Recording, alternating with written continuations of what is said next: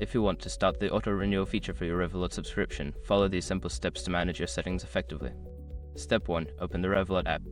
Launch the Revolut app on your smartphone. Ensure you are logged into your account to access your subscription settings.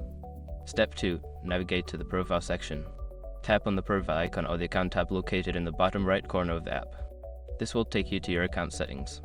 Step 3. Access subscription settings. Scroll down and find the subscriptions or plans option. Click on it to view your current subscription details and auto-renewal settings. Step 4. Disable auto-renewal.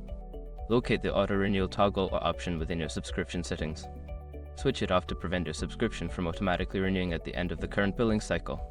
Step 5. Confirm changes. After disabling auto-renewal, make sure to confirm any prompts that appear to save your changes. You should receive a notification confirming that auto-renewal has been turned off.